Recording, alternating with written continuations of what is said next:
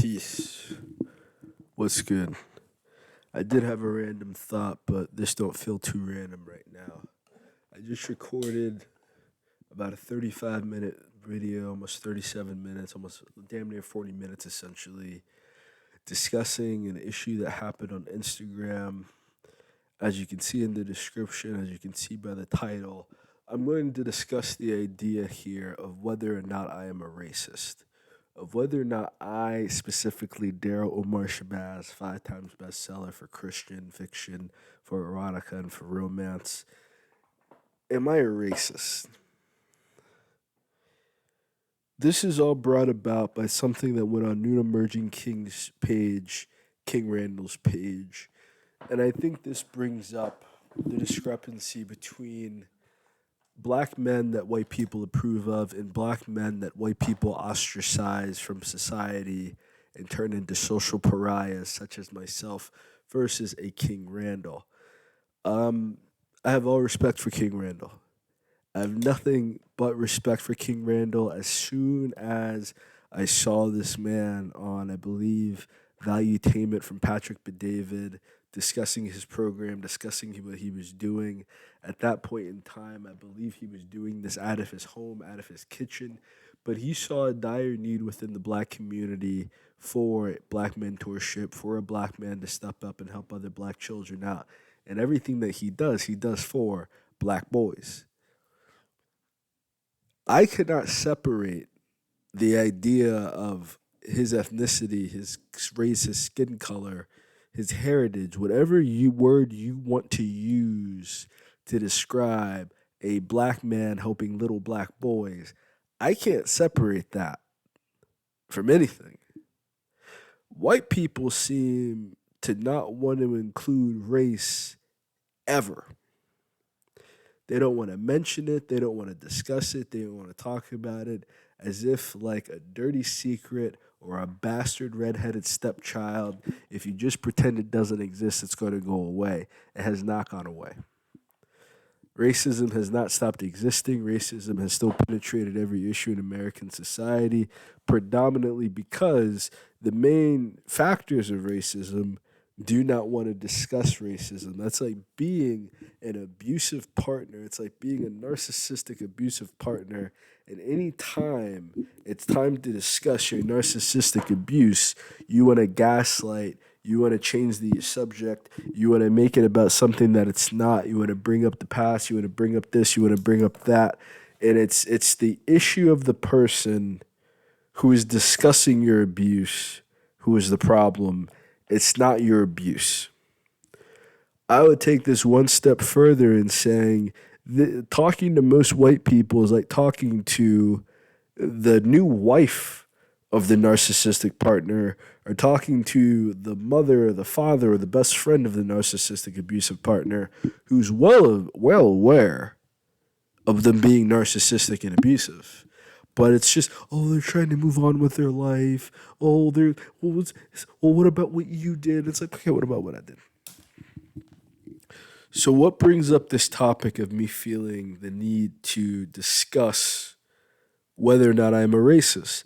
As I discussed in the former video, but I was using this headset, which for whatever fucking reason, I don't know why, Razer, you made a really shitty product here. Like, this shit don't work.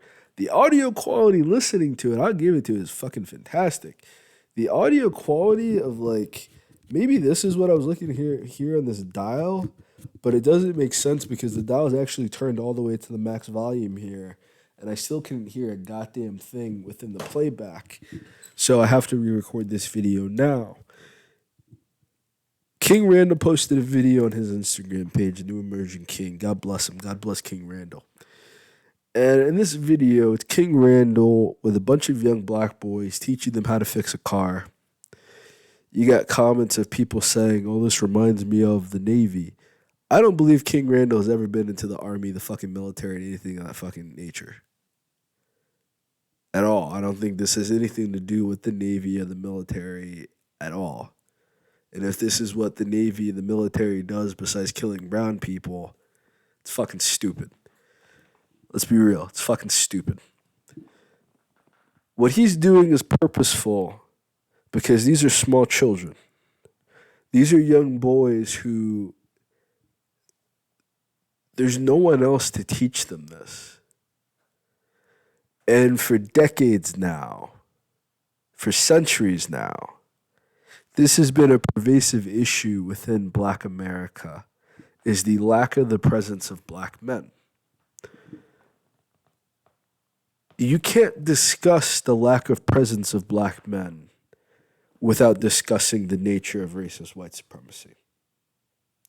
You can't discuss the absence of Black men without discussing how Black men have been systematically, historically taken out.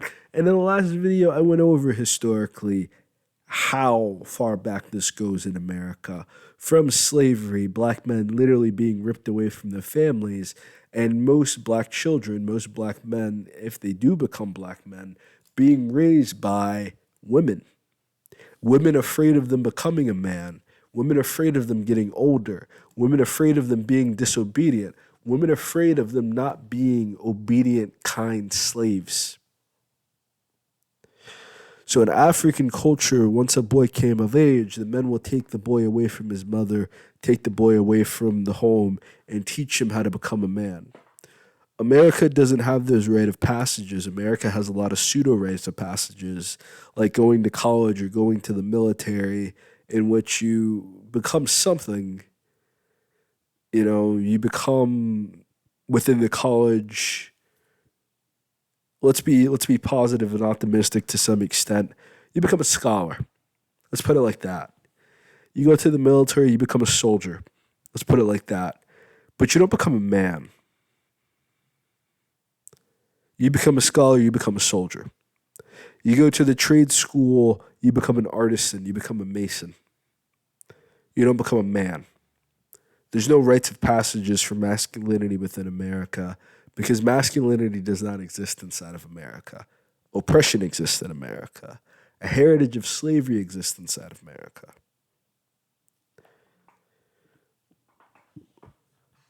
A white man brings up on King Randall's post of educating all these young Black children, we need more men like King Randall. And this prompted me to say, there are a plethora of men like King Randall. In fact, the majority of Black men are like King Randall. But you white people view Black men as less than. You white men want to see Black men as criminals and thugs and things of this nature. And Black men weren't even given a chance. Because the true nature of this is that the real power of Black masculinity within itself completely disrupts everything in America. And I realized this when I became a stay-at-home dad. We're already verging off of the former video, so let me discuss this purely from my perspective. I wrestled, I lifted weights, I wrote books, I did all this kind of stuff. Being a father made me a man. Being a daddy, not just a biological sperm donor, not just the existence of having a kid, but being right there on the front lines, holding my newborn baby, watching my newborn baby, seeing my baby grow, seeing him become a toddler now, helping out with my niece and my nephew, watching them grow, become a preteen, and become a child now. Over the past decade or so of my life, but my child, being a father to my child, I became a man. I don't define masculinity as being a slave to white people and working your whole life and working your whole day. In fact, I believe that's counterintuitive to being a man. Currency didn't exist until the 1400s. Humanity has existed without money for the majority of our time on this planet. So money can't have anything to do with being a man. Your service to white people can't have anything to do with being a man. We've only been in service to white people for about 250 years of our existence. We've existed on this planet longer than white people have even been a skin color or being a player variant option for them to feel the way that they feel.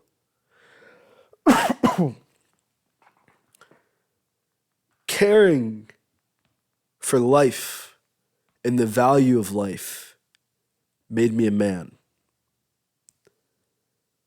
Sacrificing my time, my energy to develop not just myself and my mentality and my viewpoints of the world to accommodate this small, vulnerable child, and having to reconcile everything that I've gone through my life, having to reconcile my relationship with my parents, having to reconcile their relationships with their parents, and so on and so forth for generations, that made me a man. Staring this reality in the face and coming to the realization, my child cannot grow up the way that I grew up. I had a pretty good life, I'll be honest with you. I'm not discussing what my parents put me through. I'm discussing what society put me through as a black boy. I'm discussing how my classmates treated me as a black boy. I'm discussing how other black children saw themselves and thus treated other black children for their intellect, for their curiosity, for their creativity, for their interests, and anything positive that you did as a black child, you were labeled as acting white. So your options were either to not want to be intelligent, to not want to be inquisitive, to not want to be a good student, or to view yourself as a white man in blackface. Not as a 10-year-old, not as 5 years old, 6 years old, 7 years old, dealing with racism, dealing with discrimination. As a black man, I cannot separate my racial identity from my day-to-day life. Everything I do not as a man, I do as a black man. Everything I do not for masculinity, I do for black men.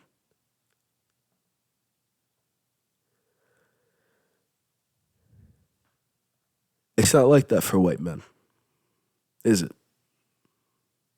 You can pretend that skin color is not a thing. You can hide behind, it wasn't me. I didn't own any slaves.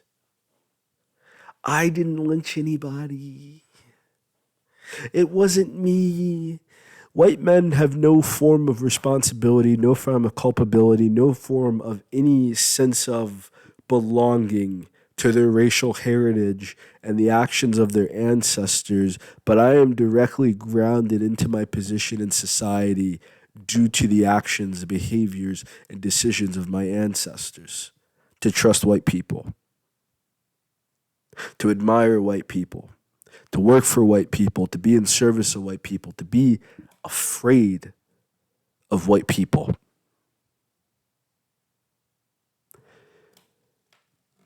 But in 2004, you have so many white people who are miseducated, who know absolutely nothing about what black people have gone through or go through, what black people experience and what we experience on a daily basis.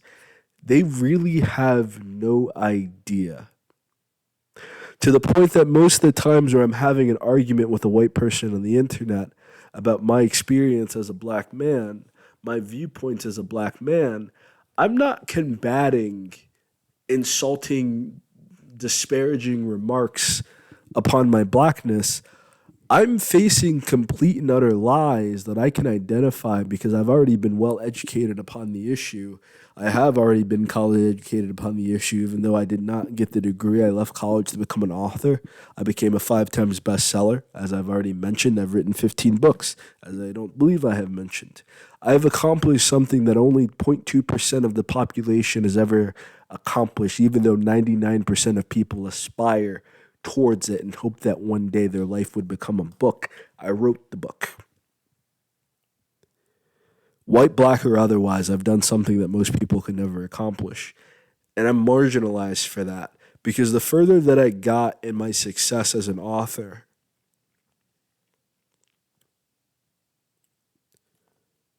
the less people looked like me. The more success I got as an author, the less that my readers looked like me. And it reached a point, I would probably say around Ahmaud Arbery and George Floyd and Kyle Rittenhouse, where I rebelled against that. I didn't want white support. I didn't want white friends. I didn't want white people in my life. I didn't want to work with white people, around white people, or anything of the sort. I wanted to help black people, be there for black people, but I had to make a very harsh realization. Many black people are not for the cause of black people. Most black people just want to be left alone. They don't want to discuss racism. They don't want to march in the streets. They don't want to talk about the other black people that have died. They don't want to talk about other black people suffering. Essentially, their idea is it's not my problem until it is my problem.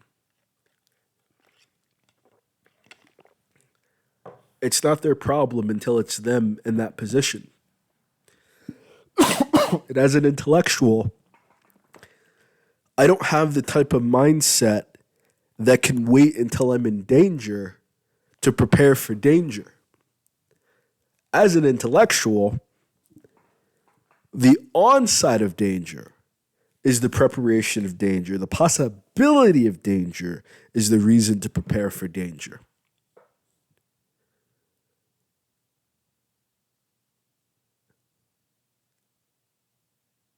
I don't understand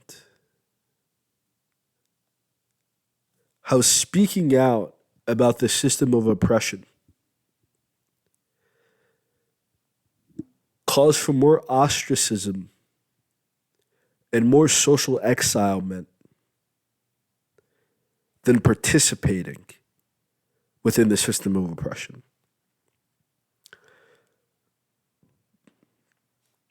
I had the rare opportunity that I could have been a token black. I could have been Candace Owens. I could have been Jesse Lee Peterson. I could have been Larry Elder. And I could have talked about white talking points and talked about black conservatism and black republicanism and all this until the cows come home. I was already in position to do all that stuff. I left college because that was not going to be me. I was not going to be a black self-hating racist, and I had never been a black self-hating racist. I loved everybody. I loved all people from any background. But I realized not everyone loved black people, and especially not black men.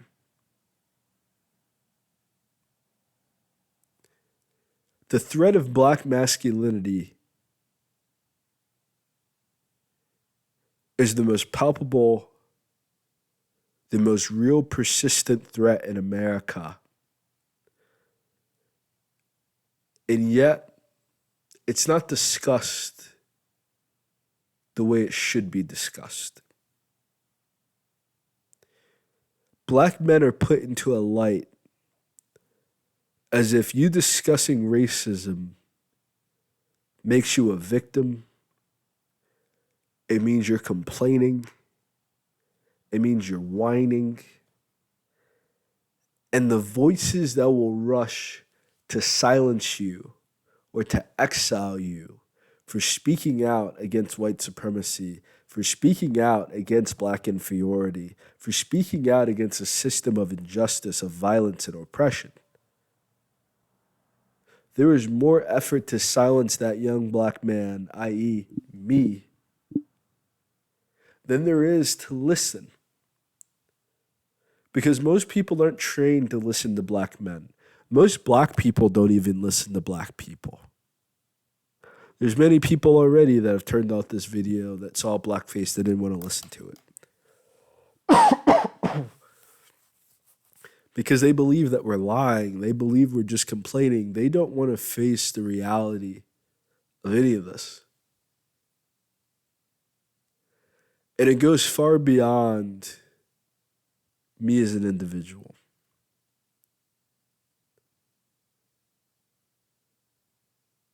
If you're not educated about the black experience, the black experience in America, but the black experience on earth, the brown experience on earth. If you're not learning this from a black person or brown person's perspective, then what you learn is that a group of criminals, a group of savages, a group of barbarians needed to be enslaved. They needed white people to steal their resources. They needed white men to rape them in front of their families to put them in their place. They needed white men to sell them across the country and tear them away from their families. They needed white intervention to cull the threat of the black man. Because white people were insecure.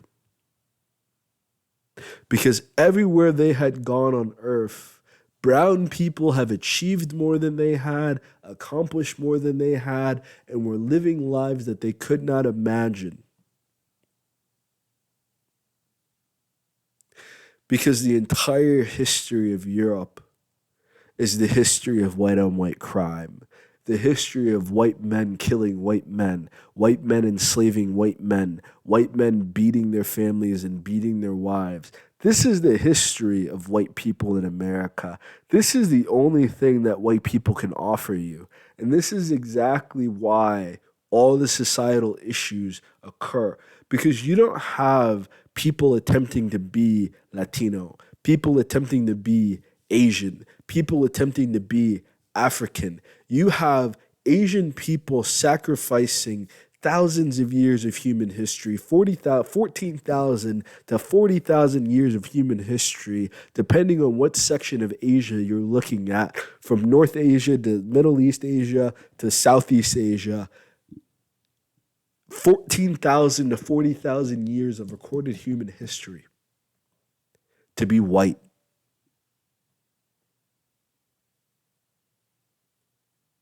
Africans, the beginning of civilization on Earth, the beginning of all life on planet Earth, trying to be white.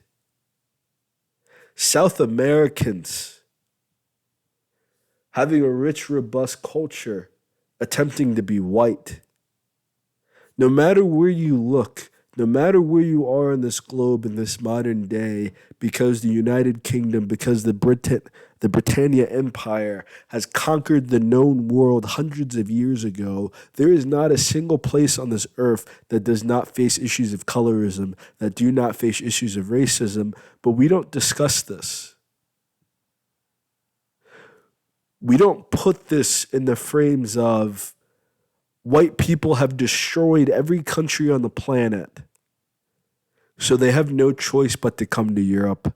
They have no choice but to come to America and do their best to fit in. We talk about how loving the white man is. What love have you shown anybody? What love do you show other white people living in oppression, living in poverty, living in miseducation, brainwashing and manipulating your own white people and lying to them about your actions, refusing to educate them about what you've done to black and brown people on this planet? If you listen to Fox News, if you listen to these people talk about modern events, that's the only voice that you have. That's the only perspective of life that you have to work with. How do you not end up in utter darkness and depravity? How do you not end up with the fucked up society that you have in Florida, that you had in Texas until Texas was no longer all white? Texas is now predominantly brown.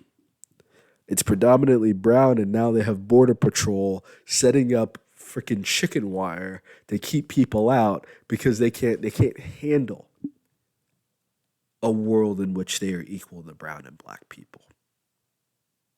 They can't compete on an equal playing field.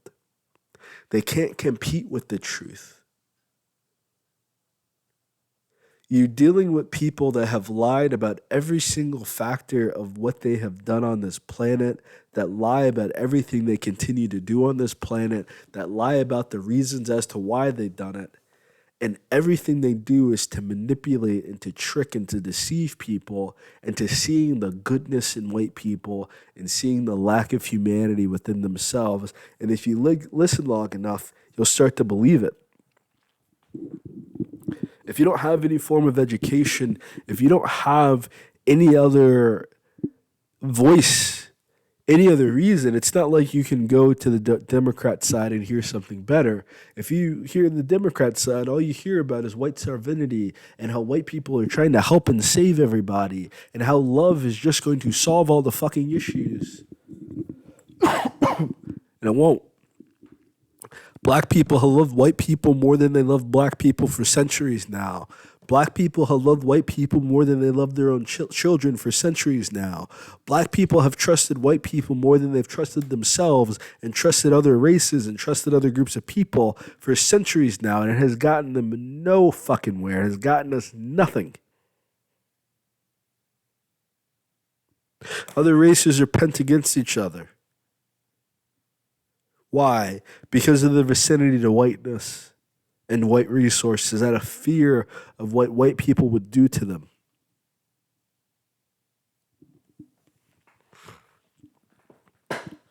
Am I a racist?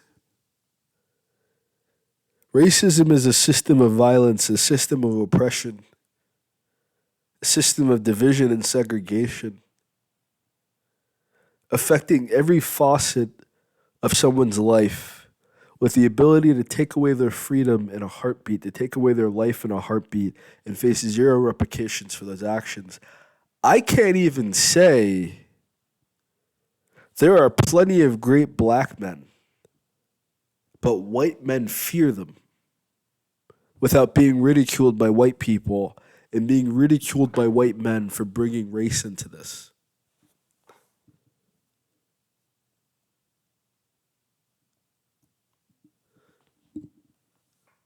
I don't even know my computer could do that. My computer has a button that turns off the freaking camera. I'm going to use that when I'm on my downtime. I didn't even know it did that.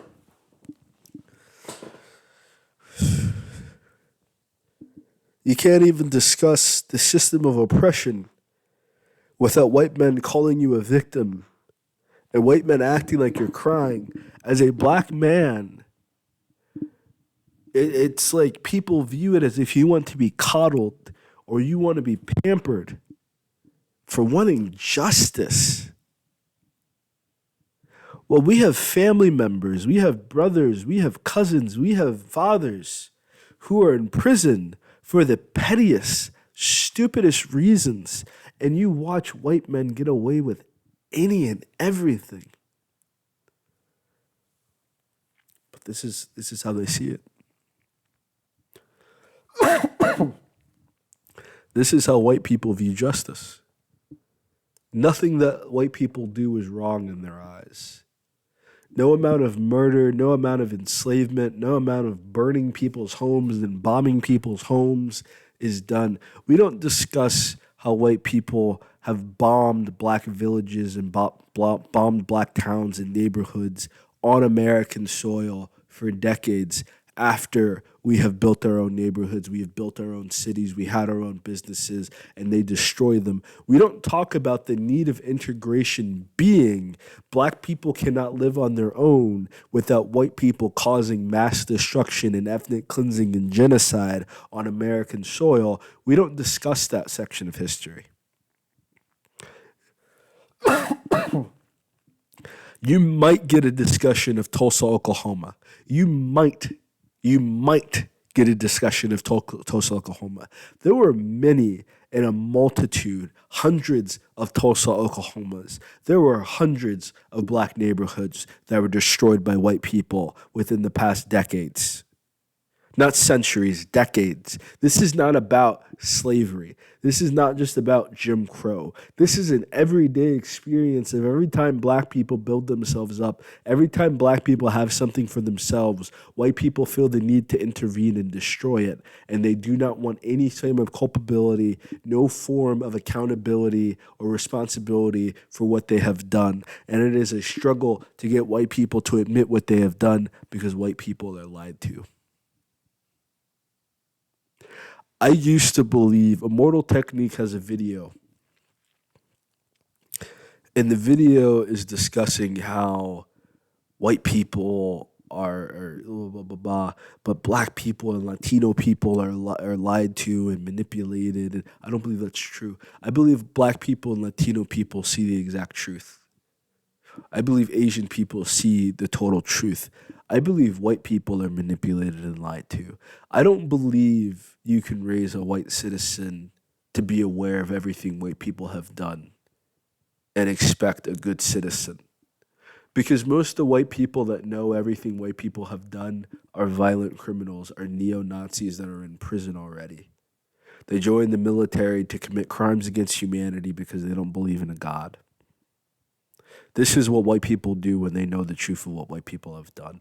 Instead, the vast majority of white people have no fucking idea whatsoever.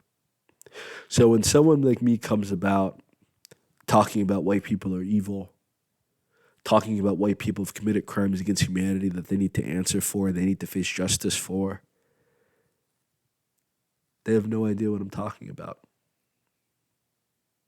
Because the whole thing is that they can live in total ignorance of black people. They can live miles away from black people. They can call the cops if a black person is in their society. They don't even want to know that black people exist because they don't want us to exist. They don't.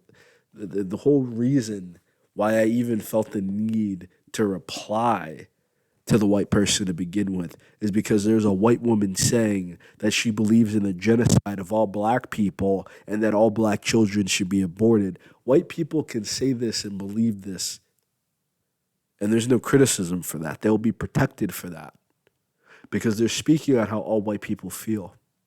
But as a black man, you can't even discuss black men being falsely imprisoned and black men being indiscriminately killed because it doesn't fit the white narrative. Am I a racist?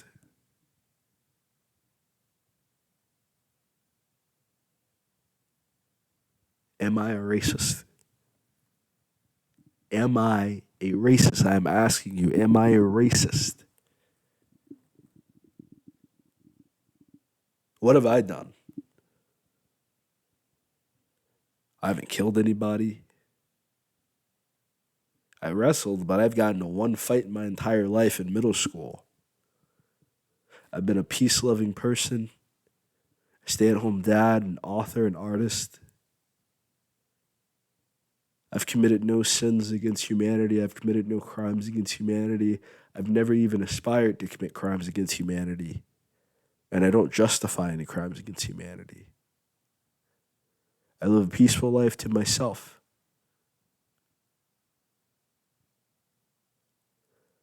But you don't want men like me to exist because it destroys your narrative of black men.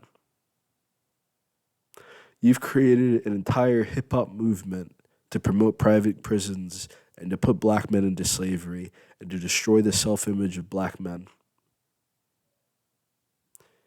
But you blame us for that. Not the record executives that say that the other music won't sell, conscious music won't sell. You had an entire conscious hip hop movement before rap was created, before it has gotten to this point. Now you have young black boys that can't see themselves as anything else but thugs and criminals because that's how white people wanted to see them. Am I the racist?